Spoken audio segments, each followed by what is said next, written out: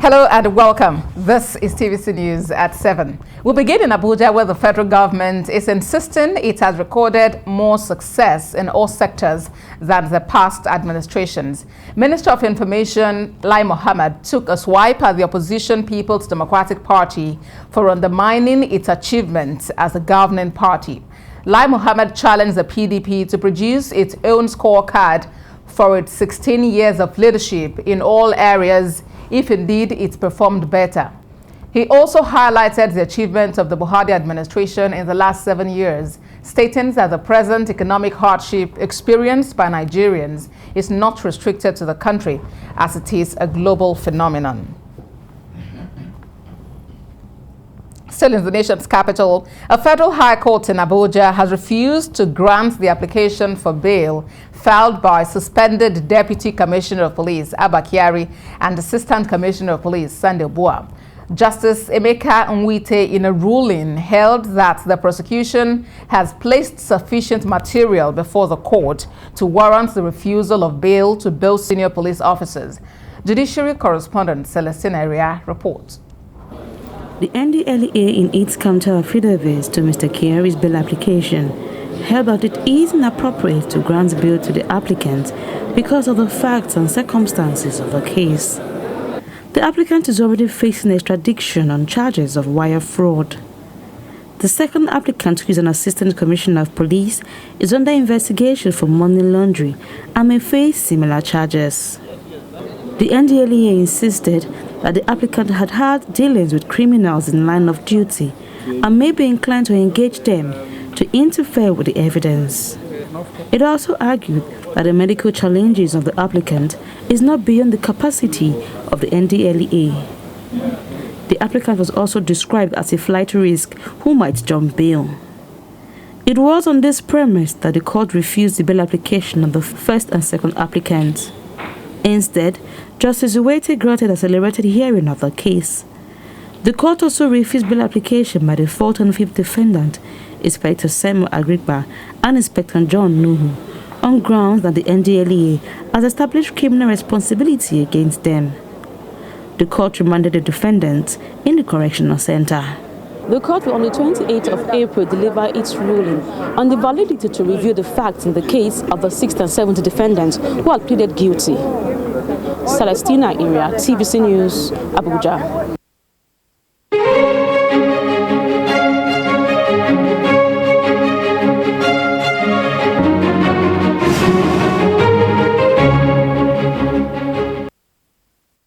Now to our coverage of the Apc National Convention. It was an eventful two-day gathering at the Eagle Square in Abuja as the All Progressives Congress APC conducted its 2022 elective national convention.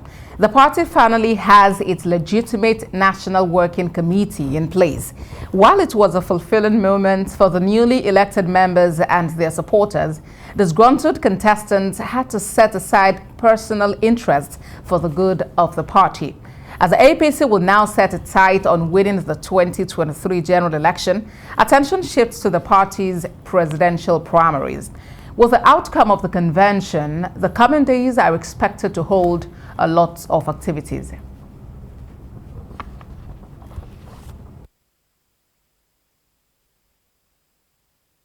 Well, let's speak further on the outcome of the Apc National Convention. I'm being joined at this time by a lawyer, Olayinka Ola Daniels. Thank you for joining us on TVC News at 7. Well, starting on a really light note, that statement about the talk about corruption, the fact that those who have been now elected members of the National Working Committee, actually, of the APC, have repented of their sins. What do you make of that statement? Well, it is a statement that should not have been made by any serious administration or any serious group in this country, because what you are telling us, once you join APC, your sins are forgiven. So where is the fight against corruption? So right. where is it for the people? For the people of Nigeria, where are we considering the people? and Well, just a look few at people. other dimensions of that convention. Well, many people have thought that the party would actually implode before the convention held, but it appears the reverse was actually the case. Do you still see any threats to the APC presenting a united front ahead of the 2023 elections? Well, asking if we still look forward to see any disunity or any united APC, I think that I will leave that to test of time. And how do I mean? If you had a convention, which I call consensus convention, really, and if you claim that there's democracy and what you stand for is democracy as a party, and internal democracy cannot be seen being played out here. So I do not know whether the people that were chained, the people that felt cheated, will just let go, because already, well, it's alleged that some were even being threatened by allegations. So if you don't withdraw, if you don't leave the matter, it means that tomorrow, well, an agency can come after you. You know, so where do we, because for me, the first issue I have is with that section 84, subsection 9, that of the Electoral Act 2022, which gave reasons for that consensus. Because if we are talking about a growing democracy, and we are talking about consensus, it means that they are contradictory terms in a way, because right. You cannot have a growing democracy in a consensus when some people, an individual, the choice, how you came up with the people that you are choosing is not known to the public. Oh, Mr. Daniels, if I may quickly button there, as it is in the convention, the party's constitution, the party could have a direct primary, indirect primary, or consensus, and in this case, obviously, they chose that aspect of consensus. Let's look at another angle. Prior to the 2015 election, the PDP had the National Convention, and it can be said that that was like the genesis of the party losing elections in 2015. Now the convention has come and it has gone. Do you perceive any other challenges ahead of the party? I do not. I do not perceive that, because what APC has done, they learned from PDP. And that was why President Buhari already came to say, look, let's learn from what happened to PDP. We can't afford a divided political party, so that we don't throw away this mantle and give to the other party. So let's learn from them. So they were able to, they are good learner, because they learn from them. Now, like what happened within PDP, if you look at it critically, PDP didn't manage it well. So their consensus was more like manipulated, and some were elections that were not pleased, and so they were fracas, there were rankles, which they tried to avoid at APC convention. If you can see very well, even up to that very day, look at, for instance, look at the national youth leader, the national youth leader, and if you look at that, he was crying and shaking when he was saying, he withdraws. So it's not as if he did it voluntarily, but APC had put their house in order. They have worked tirelessly on all their aspirants, on all their contestants, to say, look, we have to do this for the party. If we don't want to lose 2023 election, then we must put our house in order. And so that is what you have seen in play. Okay, so based on what you've said, one would assume the majority of contestants in that convention actually willingly or indirectly stepped down for the consensus candidate to actually hold sway. And one point we've been hearing from majority of members has been reconciliation. How easy do you think it would be to reconcile members who might feel disgruntled by the outcome of that convention? And that was the reason why I said a test of time. It is a matter of time. All this will be revealed very soon, but I think they're starting very well. And in fact, you can see even at the convention ground, after the old opera and all that. So they're still able to. So let's look at a week or two to see whether some want to say, okay, we are going to court, or some are saying we want to pull out. And I don't see that, because I think they are able to manage it well. And I don't see even people that did not voluntarily withdraw, that didn't do it from their heart, that were forced to withdraw. I don't see them raising any rancor, because already they are using the might. And sorry if some things we can say on air. If not, I'll be saying that maybe the power that be would have said, look, if you do this, we'll go after you. And nobody wants to EFCC to go after him. Nobody wants to be in jail or in cell or be pursued for anything. So everybody will just have to come back to the house. And leaving APC, the truth is not the solution right now. Leaving that political party to any other party is not the solution for them. And also to get their house, to put their house in order and to see the momentum working out. And I think the chairman is starting on a good note. And I'm sure they're going to have their reconciliation committee, and they're going to be going to everyone that is not, satisfied with the decision of the parties. I'm sure they're going to fix that. And I can see, because if it's something they won't fix, if it's something that will boomerang, at least we would have been seeing signs. But the way it is, I think they are doing a good work so far. Well, the elections are only about a year away, and we'll wait to see what the coming days unfold. Olayinka Daniels joined us from Lagos. He is a lawyer. Thank you for joining us on TVC News at 7. Let's talk about the lingering strike by the Academic Staff Union of Universities. With no hope in sight for the resumption of academic activities in Nigerian public schools, the National Association of Nigerian Students, NANS, took over the Unity Fountain in Abuja to air their grievances over the continuous stay at home. The students who brought cooking utensils to the venue of the protest said they will continue to occupy the streets of Abuja until the federal government and ASU decide to reach a lasting solution on the ongoing strike. Helen Osamede Akins reports. It is the opening day of the University of Streets, a protest being embarked on by the National Association of Nigerian Students. They arrived from various parts to take over the streets to protest the decision by ASU to extend its 4-week warning strike by 2 months. They have decided to set up University of Streets, where the students will resume every morning to keep both their so busy. They are prepared with their cooking utensil in place. They pledge to remain on the streets until ASU and federal government reach a decision to let them return to school. Nigerian students, you are doing well, Mr. President. We will be resuming to this campus, and by the time we have reasonable number of students, we shall reach the streets, major road in Abuja. Yes, solely behind to take GNS 101 in the street. As long as these are institutions, this great citadel, University of the Street, as long as it exists, its existence will stop if the federal government and ASU were able to come into agreed terms, settle the differences between them, and allow us to go back to our different institutions. Mohammed Bilikis is a student of one of Nigerian public universities.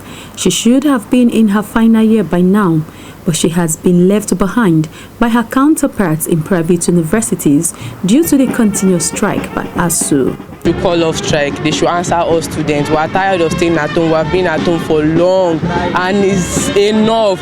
Most of us are at home doing nothing. We've not even received how many classes, and we're already on strike. By the time school resumes, we'll do just 2 weeks and we're writing exam. Students don't know anything. There are some students you ask now, they are in 300 level. What they do in 100 level, they can't remember because they just ready to pass. ASU, on the expiration of the 4-week warning strike, which it declared on the 14th of February, extended the industrial action by 8 weeks. The continuous strike by ASU has hanged the hope of Nigerian students in the balance. If nothing is done to nip it in the bud, it is certain that it will shatter the hopes of many middle-class income families that are unable to afford to expose their children and wards to private education. Heleno Samede Akins, TVC News, Abuja. Now to Lagos, where the governor, Babajide Sanwo-Olu, says there is no going back on the eviction order issued to traders with stores located around Akpongbon Bridge. He made this known earlier today when he visited the Akpongbon Market fire scene alongside his deputy, Obafemi Hamzat, and other dignitaries in the state. Governor Sanwo-Olu, during an on-the-spot assessment of the bridge, said the traders need to vacate the location so that extensive clearing can be done and the bridge needs to be repaired. He explains that the 7-day eviction notice given to the traders would elapse on Wednesday and no one is expected to remain under the bridge by then. The governor's visit to the bridge comes a few days after the popular Akpongbon Market was gutted by fire. Between the last 2 years and now, we've had 8 fire incidents in our various bridges. Government is not about making life any more difficult for its citizens.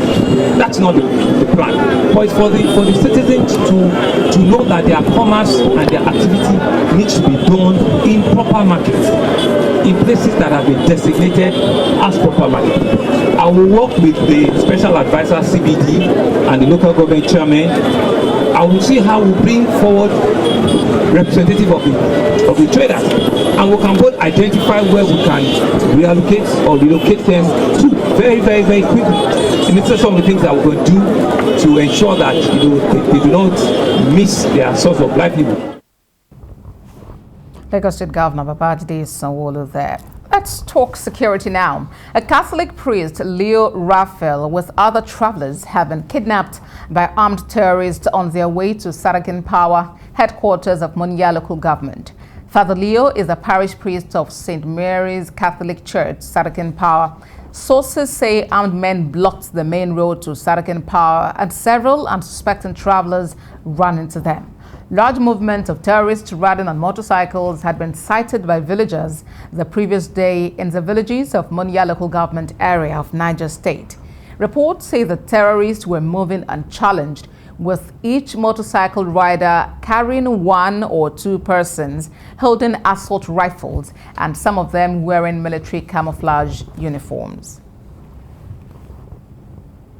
Still talking security, the federal government has resuscitated the Police Public Complaints Committee in line with the ongoing police reforms to create an enabling environment for the Nigerian populace whose human rights were perceived to have been infringed on by the officers and men of the Nigeria Police Force to lodge their complaint. In a statement by the Permanent Secretary, Ministry of Police Affairs, Police Public Complaints Committee to ensure Nigeria police officers are transparent, accountable, and they respect the rights of all Nigerians. The publicity sensitization campaign had been held in southwest Lagos, northwest Sokoto, and the north central Kogi. It's now scheduled for Thursday, 31st of March 2022 at the state capital, Lokoja. The Northeast Development Commission says it is working out a master plan that would make the commission and the 6 states that make up the zone become self-sufficient by the year 2030. Managing Director of the Commission, Muhammad Al-Khali, disclosed at a stakeholders meeting in Jalingo that all operational internally displaced camps in the region would be closed down by 2030. Correspondent Owolabi Adenusi filed in this report. The Northeast Development Commission was created to address plight of the people who are upon the brunt of a 12-year insurgency and has displaced over 1 million people and resulted to massive destruction of infrastructure. The Commission is tasked with assessing, coordinating, harmonizing, and reporting all intervention program and initiative by the federal government or any of its ministries, department and agencies, MDA states.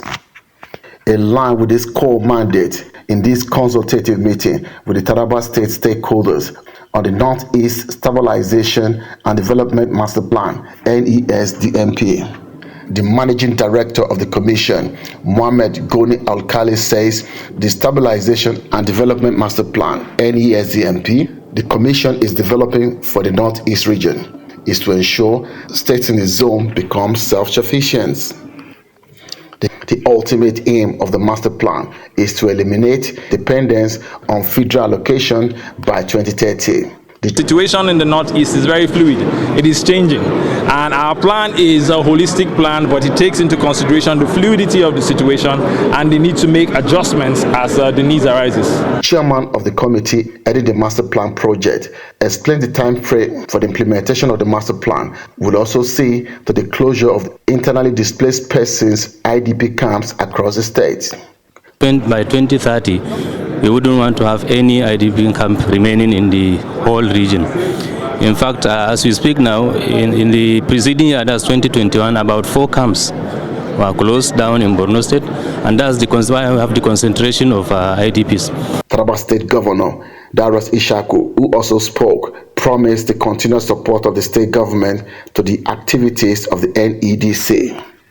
He appealed for more interventions in the state to ensure residents feel the impact of the commission. We are pleased that the Northeast Regional Master Plan has included our development agenda, known as the Taraba State Rescue Master Plan. The proposed 10-year NESDMP has 10 pillars which will encompass the relevant aspect of the Taraba State development plans and those of other partners.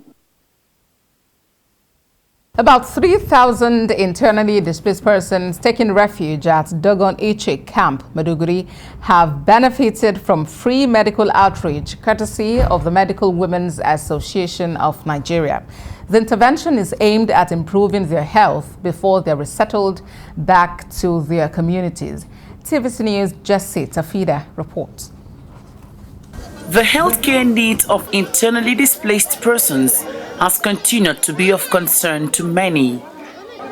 Although government and other humanitarian organizations provide healthcare support, the situation remains overwhelming. This is Dogon Iche Modusulumari IDP camp, hosting about 450 households. Today, the Medical Women's Association of Nigeria, Borno State, is here with free medical outreach to the IDPs. We've come with a lot of drugs. We want to deworm their children. We want to give them vitamin A supplements. We want to talk to them on hygiene and sanitation in collaboration with SAHE. It's a way of of helping the government in supporting the IDPs. We know the government alone cannot do all these things, so it's just our own little way. It's very important for the woman living in the IDP camp because there are some infections that can impair their reproductive system if they do not adhere to it. And we're also here with soap, detergents and things that they will wash their items with. As you can see, most of these people are not aware of the oral health or their oral hygiene. So it is necessary for us as doctors to come in and intervene in such situations. We came with free toothpaste, free toothbrush to give them, and we like enlighten them about the importance of keeping their oral health very good. Beneficiaries here are mostly women and children, especially those with eye problems. She says, "I'm very excited to be part of those benefiting from this intervention. 2 of my children have been sick for a while, and this would assist us in no small measure. I want to say a big thank you to these doctors. The drugs and food items will help us in this camp." The outreach featured distribution of drugs, food items, clothing materials, as well as toiletries. The beneficiaries of this free medical outreach appreciate the intervention and are optimistic that this will go a long way towards improving their health. Jesse Tafida, TVC News, Maiduguri. Let's turn our attention now to Delta State, where 17 persons conveying 8 tankers containing over 360,000 illegally refined automated gas oil, that's diesel, have been arrested by operatives of the Nigeria Security and Civil Defense Corps. Ikenna Mechi has more. After that, we'll have business news.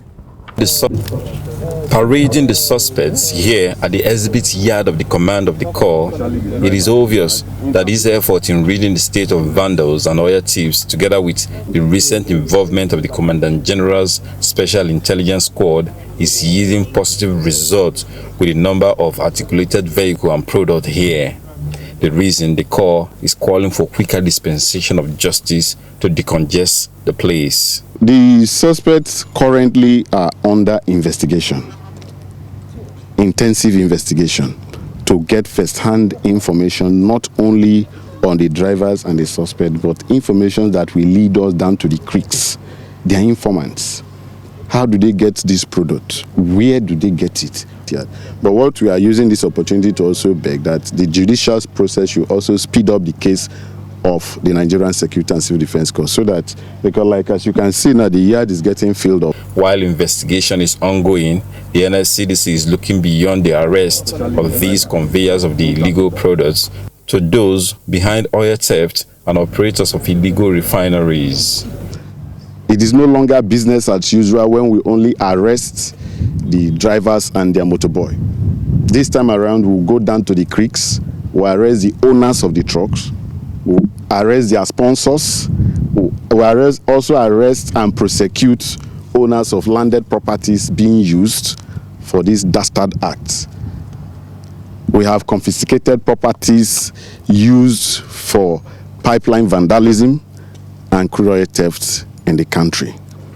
The public relations officer of the NSCDC in Delta State also sounded a note of warning to all those who erected building or are selling under the power line to relocate on or before May 1st.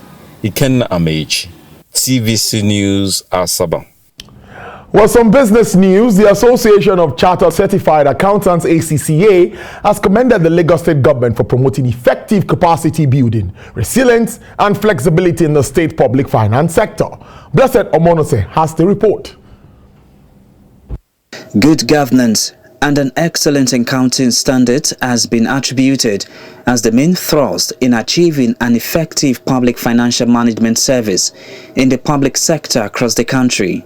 This narrative, professional accountants under the aegis of Association of Chartered Certified Accountants believe will boost the public's confidence and trust in government, eradicate corruption, and spur economic growth. The ACCA, in its recognition ceremony for the Lagos State government held recently in Alausa, Ikeja, urged the state government to standardize its finance and accounting processes to meet acceptable global practices.